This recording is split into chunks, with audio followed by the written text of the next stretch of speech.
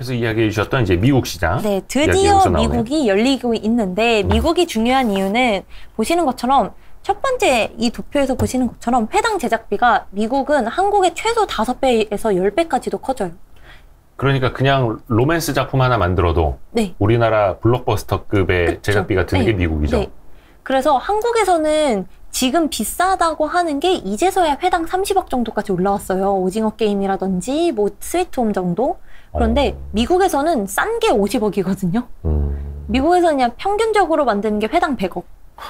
그렇다 보니 국내 제작사들이 미국에 계속 진출을 하고 싶어 했던 거예요. 네. 똑같이 20%의 마진을 보장받는다 하더라도 100억의 20%보다 500억 20%는 떨어지는 규모가 크잖아요. 그렇죠. 그러니까 미국에 진출하고 싶어 했는데 이 미국 가시화가 올해 4분기부터 가능하다. 잠시만요. 그러면 우리나라에서 만들어서 네. 어떻게 보면 미국 글로벌 플랫폼인 넷플릭스 이런 데 파는 거랑 미국에 진출한다는 의미는 어떻게 다른 거예요? 맞아요. 되게 예리하신 포인트인데요. 아니, 그냥 몰라가지고. 네.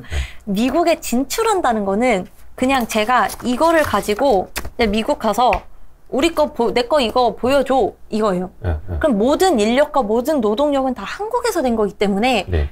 제가 이거를 만드는데 10억밖에 안 들었던 거죠. 네, 예를 들어서. 근데 미국에서 만들게 되면 미국 스케일에 따라야 되기 때문에 이걸 만드는데 10억이 아니라 시작이 100억부터 시작을 하는 거예요. 그러니까 미국 배우들을 쓰고 뭐 미국 감독을 쓰고 제작진 모든 게 미국 스케일. 로마에 가면 로마 법을 따라야 되잖아요. 그러니까 미국에 가니까 기획하고 제작하는 거 다 뭐 영어로 하고 네네네 영어 작품을 만들고 네. 그러니까 미국에 갖다 파는 거랑 미국에 직접 진출해서 만드는 거랑은 차원이 다른 거예요. 단가가? 네. 그러면 그게 회당 30억이 아니라 뭐 회당 100억 100억이, 뭐 이렇게 받을 수 있는 거고. 그쵸. 물론 이제 그쪽 나가서 찍고 뭐 하고 그러면 쓰는 돈 더 많아질 거 아니에요. 뭐 캐스팅 비용이라든지, 그쵸. 촬영 비용이라든지. 그쵸. 그런데 생각해 보시면 뭐 예를 들어서 똑같이 20%를 보장받는다 하더라도 네. 내가 100억 쓰고 거기에 20% 받는 것보다 500억 쓰고 20% 받고 심지어 미국에서 이름을 날리면 두 번째, 세 번째 수주가 계속 들어올 테니까 한번 이렇게 드라이브를 크게 걸어보는 거죠. 말 그대로 Q와 P를 동시에 늘리는. 그쵸. 여기서만 제한적이면은 돈을 얼마 못 버니까 새로운 시장에 진출하는 거고 그게 올해 4분기 스튜디오 드래곤이 이제 가시화가 드디어 된다. 그게 스튜디오 드래곤부터예요? 딴 데는 없고? 네. 이게 되게 어려워요. 미국 저기 있는 저 배우진 다 네. 이제 한국인이 아니죠. 그냥 다 정말. 그러네. 한국인이 네. 아니네. 그냥 미국 사람들을 가지고 만든 미국 드라마예요. 그냥 제작 참여진으로만 스튜디오 드래곤 인력이 들어간 거고. 스튜디오 드래곤에 뭐 약간 뭐 제작진과 자본이라든지 이런 게 들어가는 것 뿐이지. 일부가 들어가지만 모든 게 다 미국 사람. 그냥 미국 작품? 네, 그냥 미국 드라마예요, 정말로. 근데 이게 애플 TV 플러스 미국 본토에 이제 방영이 될 예정이고 근데 이게 시트콤이거든요. 저게 더 빅도 프라이즈라고 하는 게 책이 원작인데 네. 이게 30분짜리 드라마라서 아까 말씀드린 것처럼 일반 60분짜리 드라마면 보통 회당 100억인데 네. 30분이니까 절반에서 50억. 예. 회당 50억짜리에 10부작 해서 총 500억짜리 드라마인 거고요.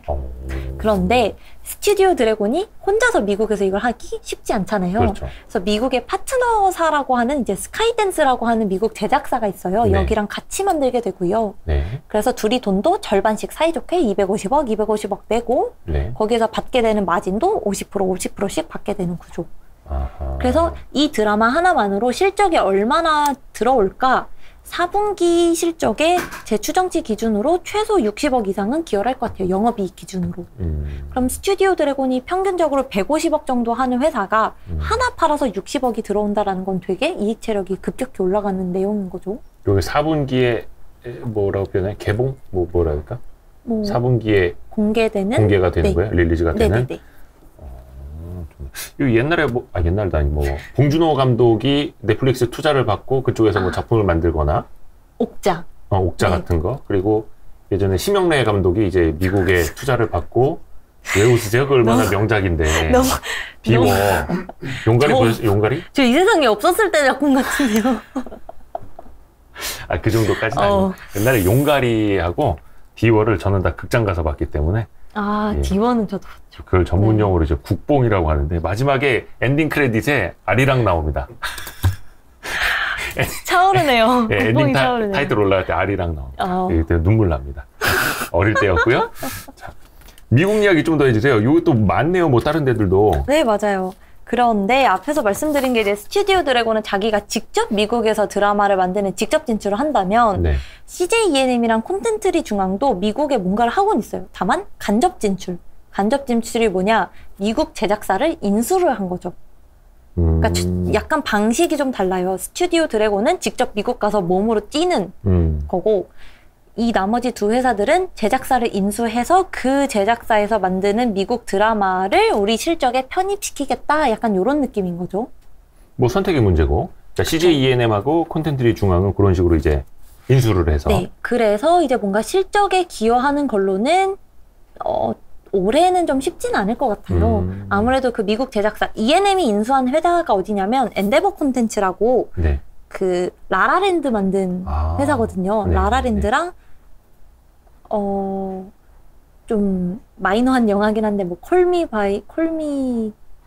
라라랜드밖에 모르겠습니다. 네, 뭐 그런 네. 라라랜드를 만나야 대단한 회사예요. 네. 그런 회사를 인수를 했고 이제 윕이라고 하는 회사는 저기 주요 라인업을 공개 드린 것처럼 네. 우리는 잘 모르지만 이제 미국에서 좀 유명하신 분이 혼자서 세워서 만든 회사고 여기서도 이제 이런 식으로 작품을 많이 만들고 있습니다. 그런데 윕을 이제 콘텐츠리 중앙이 투자를 한 것이고. 네, 한 거고요. 네. 근데 이제 아무래도 인수하면서 앞에 말씀드린 것처럼 영업권, 프리미엄을 주고 인수했기 때문에 사실 올해 연간으로는 그러니까 올해 분기당 상각 비용이 꽤 나올 것 같아요.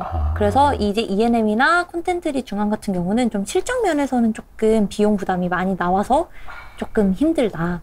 그러니까 그들이 얼마나 이제 연결 실적으로 기여를 하느냐랑 이제 비용으로 얼마나 이제 상각이 되느냐, 뭐 네, 영업권 네. 상각 같은 거 네. 잘 따져봐야겠네요. 네. 조금 투자하기는 어려울 수도 있겠다. 네. 그래서 조금 까다로운 회사들이고요.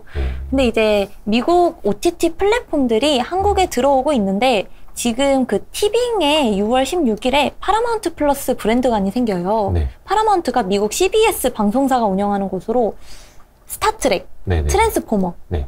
뭐 스펀지밥, 요런 CSI, 요런 유명한 거를 가지고 있는 플랫폼이 이제 티빙이랑 합쳐지게 되는 거고요. 합쳐진다기보단 티빙에서 이제 공개가 되는 네. 거고요.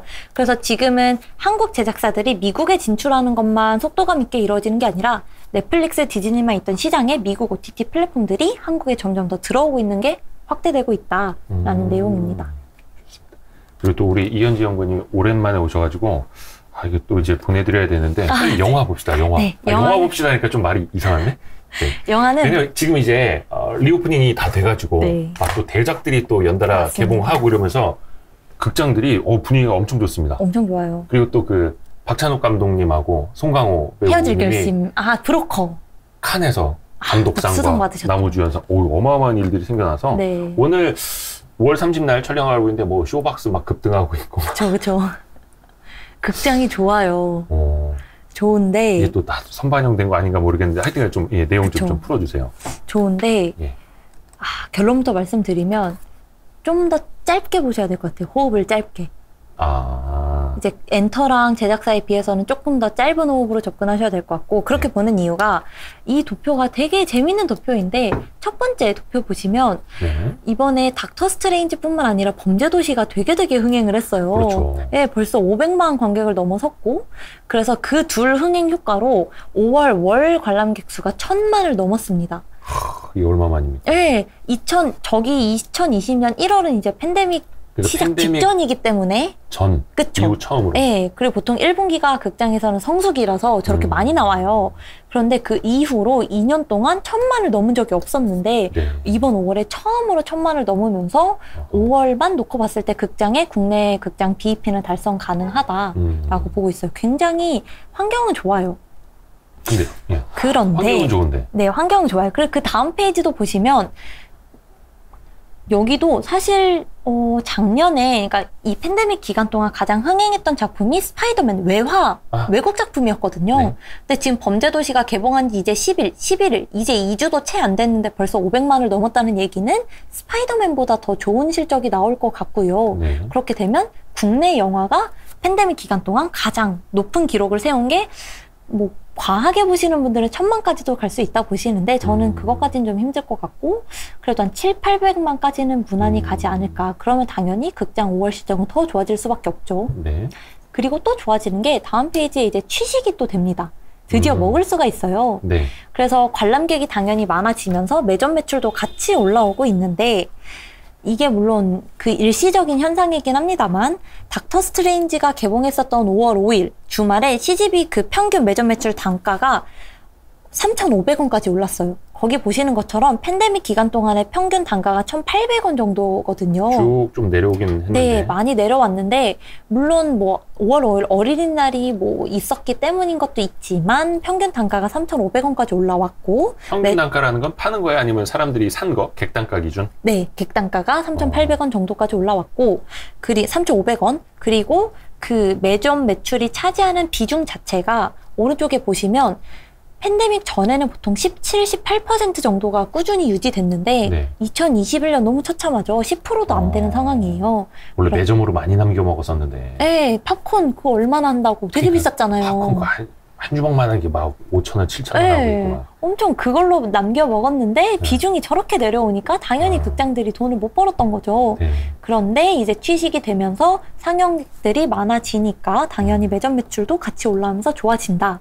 자, 여기까지는 좋아요. 네. 자, 다음 장도 좋은 내용이에요. 이제 뭐 6월에도 뭐 말씀 주신 것처럼 뭐 주라기 월드도 있고 뭐 헤어질 결심 뭐 이런 되게 기대작들이 헤어질 결심. 네. 생각보다 기대작들이 굉장히 많아요. 뭐 브로커 이것도 되게 호평을 받고 있고 해외에서. 네. 그래서 되게 기대작들이 많고 6월도 기대할 게 많은 건 맞아요. 네. 그리고 국내뿐 아니라 해외를 보시더라도 해외가 좀 처참해요. 이제 CGV 해외라는 건 어떤 뜻일까요? 그러니까 해외에 있는 그 극장 체인들? 네네네. 있는데 이제 네. 그것까지는 다 넣기가 힘들어서 네. 해외에 진출한 CGV의 박스오피스만 정리를 우선 해둔 건데요. 예. 팬데믹이 가장 심했던 2020년 2분기 진짜 처참하죠. 거의 빵명이에요. 왜냐면 영업을 못했거든요. 그래서 최근에 보시면 영업 재개를 통해서 많이 올라오고는 있는 상황이지만 다시 또 떨어지기도 네, 하고. 중국 같은 경우는 최근에 이제 락다운 여파가 네. 또 고려를 안 할 수가 없기 때문에 실적 불확실성이 커진 상황이고 터키, 베트남, 인도네시아가 영업을 재개한다고 하더라도 사실상 이제서야 영업을 재개했기 때문에 그리고 여기는 헐리우드 영화가 어디는 개봉을 한 데가 있고 어딘 또 안 한 데가 있거든요. 네. 그래서 극장에서는 이런 좀 해외보다는 상대적으로 좀 회복 속도가 빠른 국내 극장을 가지고 있는 콘텐츠리 중앙이 단기로는 조금 더 괜찮을 것 같고요. 제가 계속 단기 말씀드리는 이유는 뭐냐면 사실 여기 6월에 개봉 예정 라인업들이 대단한데 네. 저는 범죄도시만큼의 파급력을 낼 만한 영화가 뭘까를 봤을 땐 사실 좀 일단 칸 영화제 흥행으로는 브로커하고 헤어질 결심은 잘 될 것 같긴 한데 네. 범죄도시만큼 확 몰려갈 것이냐. 그쵸. 이게 초기 범죄도시만큼 파급력이 팍 올라올까를 봤을 때는 사실 아직은 잘 와닿지가 않아서 5월이 우선 물론 6월도 당연히 좋겠지만 5월이 조금 극장에서는 피크를 찍었던 분기 중에서는 4, 5, 6월 중에서는 피크를 찍은 시기가 아닐까. 그렇게 보면 6월보다는 지금 당장 한 달 동안이 좀 괜찮을 것 같고 왜 한 달이라 계속 말씀드리냐. 네. 5월 다 끝났는데 왜 한 달이라고 하냐. 네. 아까 말씀드렸던 범죄도시 같은 경우는 배급, 투자, 제작을 콘텐츠리 중앙에서 다 참여를 했어요. 그 얘기인 즉슨 영화관에서 우리가 돈을 버는 게 보통은 극장 사업자랑 배급사만 돈을 버는데 네. 이게 흥행, BEP를 넘어서게 되면 투자사, 제작사도 돈을 받거든요. 네. 그러면 콘텐츠리 중앙은 범죄도시라는 작품 하나 가지고 메가박스라는 극장 사업자, 메가박스 플러스 M이라는 배급사, 투자사, 제작사로의 이익을 다 수취할 수가 있는 거죠. 그리고 앞에서 말씀드렸다시피 종이의 집 6월 24일까지는 좀 더 기대할 만한 모멘텀이 있기 때문에 그러니까 좀 단기로 괜찮지 않을까? 그런 모멘텀들까지도 고려를 네. 했을 때 그리고 우리가 목표 주가라든지 이런 것들은 이제 앞부분에 잘 이야기를 안 해가지고 한 번씩만 쭉 한번 정리를 해 주실까요? 아니면 뭐 탑픽이라든지. 우선 그 여기에 제가 탑픽들만 넣어놨어요. 엔터에서는 SM이랑 JYP를 좀 추천을 드리고 네. SM의 목표 주가는 10만 원, JYP는 72,000원 네. 말씀드리고 있고 이제 뭐 다시 오겠지만 제작사에서는 스튜디오 드래곤을 추천드리고 있고요. 네. 목표 주가 13만 원입니다. 그리고 뒤에는 사실 콘텐츠를 중앙에 넣진 않았는데요. 여기는 말씀드린 것처럼 단기, 정말 초단기, 이벤트성으로 좀 더 정확하다고, 이벤트성이 좀 더 맞다라고 생각이 들어서 넣지는 않았고요. 네. 그 대신에 좀 담을 만한 종목이 뭐가 있을까를 찾다가 2분기 제일기획을 넣었어요. 이번에 목표 주가를 37,000원으로 상향을 했고요. 오랜만에 들어보네요, 제일기획. 오랜만이죠. 예. 제일기획이 약간 방어주 같은 이제 광고 회사들이 사실 그렇게 돈을 벌 만한 일이 뭐가 있냐라고 하시는데 1분기 때 컨센서스를 상회하는 되게 호실적을 기록을 했어요. 근데 2분기는 더 좋아요. 2분기가 더 좋다는 얘기가 이미 시장에서 컨센서스가 형성된 것보다 더 잘 나올 것 같아요, 실적이. 이렇게 보는 이유가 뭐 제일기획은 사실 광고회사는 2분기가 성수기인 것도 있는데 네. 이제 모 회사가 삼성전자잖아요. 그렇죠. 전자에서 최근에 폴더블 뭐 이것저것 많이 만들고 있잖아요. 네. 뭐 갤럭시 시리즈도 많이 나오고 있고 그리고 무선으로 그러니까 무선이 아니라 가전 비스포크, 네. 뭐 에어드레서, 펼거멀거 다 만들고 있잖아요. 그럼 네. 그거의 광고를 누가 담당한다? 제일기획이 한다. 거의 그렇죠. 그쵸. 그리고 이제 해외에서 가장 비중이 큰 30% 정도 차지하는 유럽 같은 경우는 그동안 코로나 때문에 영업을 그러니까 코로나 때문에 좀 회복을 많이 봐야 했던 상황인데, 최근에 이 회복을 넘어서서 오프라인 활동이 많아지면서 오프라인 이벤트들이 많아지고 있어요. 그걸 우리가 BTL이라고 하는데 네. BTL 물량이 회복이 되는 상황에서 이제 유럽에서 디지털 광고도 많아지고 있고 그러니까 결국 쉽게 말씀드리면 유럽, 미국, 중국 그냥 해외 진출한 모든 지역에서 작년보다 훨씬 더 30% 이상씩 성장을 하고 있다. 그래서 제일기획이 그리고 제가 말씀드린 기업들 중에 제일 밸류에이션이 부담이 적어요. 한 13배 정도 되거든요. 그러네요. 2022년 기준으로 PER이 13.8배, 네. 23년 기준으로 가면 12.3배. 네, 그래서 밸류에이션 부담이 가장 낮기 때문에 뭐 앞에 물론 이거는 전통적인 광고 기획사이긴 하지만 광고 기획사가 전통적이긴 하지만 최근에 많이 바뀌고 있다. 그래서 그냥 조금 부담스럽다 싶으신 분들은 제일기획을 좀 보시면 괜찮을 것 같고요. 좋습니다. 와. 시간이 꽉꽉 찼네. 이현지 연구님 나올 때마다 너무 좋아요. 왜냐면 재미도 있고 알차기도 하고 또 사실 이게 엔터 산업이 분석하려면은 은근히 어렵더라고요. 어려워요. 우리가 다 아는 뭐 앨범, 가수, 영화 이런 것 같지만 그거를 이제 실적으로 발라보고 그다음에 실전 투자로 아이디어를 이어가기 되게 어려운데 이현지 연구님이 그걸 아주 쉽게 그냥 쏙쏙 잘 설명해 주신 것 같습니다. 감사합니다. 우리 항상 유진투자증권에서 큰 도움 주셔가지고 너무 감사드리고 6월 말까지 맥북 프로 당첨기에 적었던 분들 어려봐야겠다. 네. 밑에 저희가 배너를 놓고 있는데 해외 주식 거래하면은 맥북 프로 당첨기에 항상 유진투자증권에서 큰 도움 주셔서 너무 감사드리고요. 이현지 연구원은 저희가 자주 모셔야 되는데 또 이제 찾는 데가 많아져가지고 우리 경쟁자들이 많아졌어. 다음에 한번 또 모셔서 하반기에도 한번 더 뵐게요. 너무 고맙습니다. 감사합니다. 감사합니다. 고생하셨습니다.